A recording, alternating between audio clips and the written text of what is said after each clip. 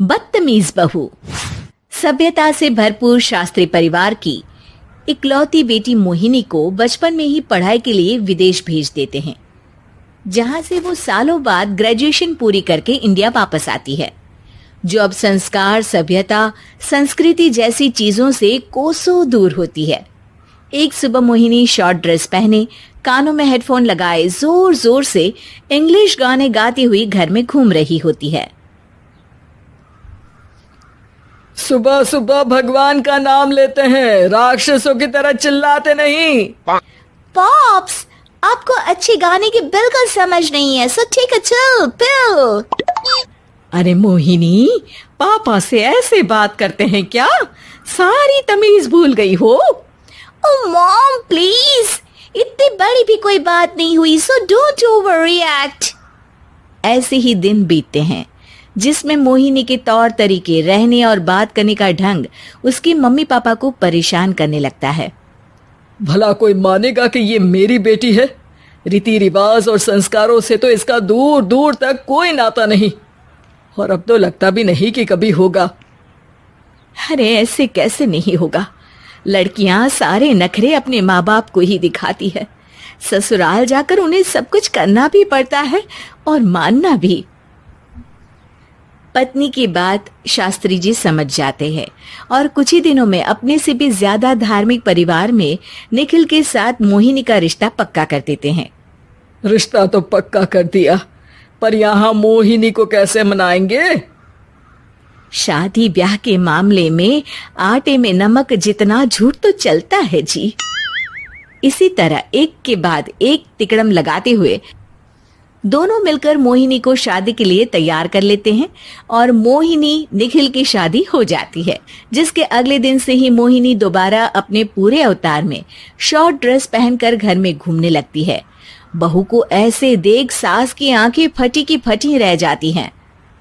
अरे ये क्या बेशर्मी है, हमारे घर की लड़कियां जींस तक नहीं पहनती और तुम बहू होकर इतने छोटे कपड़े पहनकर पूरे घर में घूम रही हो। सीरियसली मॉम, प्लीज आप अपनी इस 80 के दशक वाली सोच में मुझे इंक्लूड मत करो। हाय तौबा, एक तो बेशर्मी दिखाती है, ऊपर से सास के साथ जुबान भी लड़ाती है। अरे जल्दी कपड़े बदल कर आ, घर की पहली आरती तुम्हें ही करनी है। इतनी देर में निखिल भी वहां आ जाता है। माँ, पापा आने वाले हैं, पूजा का सारा सामान तैयार है ना? ये पूजा हमेशा मेरे बॉयफ्रेंड्स के पीछे पड़ी रहती थी और अब हस्बैंड के पीछे भी आ गई। मोहिनी की बातें सुन सास तो अपना सिर पकड़ लेती है, लेकिन निखिल किसी न किसी तरह उसे पूजा के लिए कन्विंस करके कपड़े चेंज करने के लिए भेज देता है, जिस पर पूजा खत्म होने के बाद वो एक बार फिर अपनी शॉर्ट ड्रेस में आ जाती है। बहू, ये क्या तरीका है? संस्कार नाम की कोई चीज है या नहीं? नहीं ससुर जी, संस्कार मेरा दूसरा बॉयफ्रेंड था, अब तो मेरा उससे कोई कांटेक्ट नहीं है।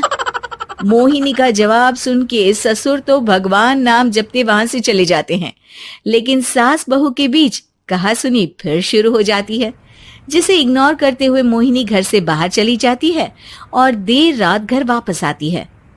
मोहिनी, मैं जानता हूँ कि तुम विदेश में रही हो और तुम्हें वहीं की आदत है, पर यहाँ चीजें कुछ अलग है। अगर तुम उस हिसाब से कुछ एडजस्ट कर लो तो सबके लिए सही हो जाएगा। I am not in a lecture mood. Good night. अगली सुबह मोहिनी देर से उठकर एक बार फिर उसी तरह सबके सामने आती है, जिस पर उसकी सास कुछ बोले उससे पहले ही मोहिनी की दोस्त मोनिका और रचिल वहां आ जाती हैं। Oh hi darling, how are you? OMG, we missed you so much. I missed you too darling. Ram Ram, इन्होंने तो तुमसे भी छोटे कपड़े पहने हैं। अरे तुम लोगों के अंदर कोई शर्म लिहाज बाकी भी है या सब बेच खाई? मोहिनी, तुम्हारी मेड कुछ ज्यादा नहीं बोलती? इस पर मोहिनी की दोस्त उसकी सास का मजाक बनाने लगती है, जिसे सुन निखिल उन्हें जवाब देते हुए कड़वे शब्द सुना देता है और वो सुन के वो दोनों तो मुंह बनाए वहां से चली जाती है, लेकिन गुस्से से लाल मोहिनी वहीं खड़ी निखिल को घूरती रहती है। घूर क्या रही हो? तुमसे शादी की ये सोचकर कि विदेश में पढ़ी लिखी हो, घर में कोई पॉजिटिव चेंज लाओगी, अपनी करियर के लिए एम्बिशियस होगी, पर अपने इस बिहेवियर से उस पढ़ाई के साथ साथ अपने मम्मी पापा के नाम को भी डुबो रही हो। अगर तुम्हें ऐसे ही हाल रखना है तो यहाँ रहने की कोई जरूरत नहीं है। निखिल की बातें सुनकर मोहिनी रोते हुए घर छोड़कर अपनी मम्मी पापा के पास वापस आ जाती है। ससुराल में सब कुछ ठीक तो है? वो अपने आप को समझते क्या है? मोहिनी पर चिल्ला रहे हैं? मैं क्यों उसके इशारों पर चलूं? मैं अपनी लाइफ अपने तरीके से जीना चाहती हूँ और वो ना आप लोगों को मंजूर था और ना ही उन्हें है। तुम यहाँ नहीं रह सकती। अपने पापा की बात सुन के मोहिनी हैरान रह जाती है। हाँ, तुमने बिल्कुल सही सुना। अगर तुम्हें अपने इस घमंड, बेशर्मी और बदतमीजी में ही जीना है तो तुम यहाँ भी नहीं रह सकती। बेटी, मैं मानता हूँ हमारे यहाँ रीति रिवाज बहुत मायने रखते हैं और हमने उन्हीं के ओवरडोज से बचाने के लिए तुम्हें विदेश भेजा था। एक लड़की जो शादी करके घर और बच्चे संभालती है, उससे तुम अपने आप को ज्यादा समझ सको इसके लिए भेजा था। तुम उससे ज्यादा समझो और बनो, पर तुम तो किसी दूसरी ही ट्रेन में चढ़ गई बेटा। उसके मम्मी पापा बहुत देर तक मोहिनी को सारी बातें समझाते हैं, जिन्हें सुनकर मोहिनी को अपनी गलती का एहसास होता है।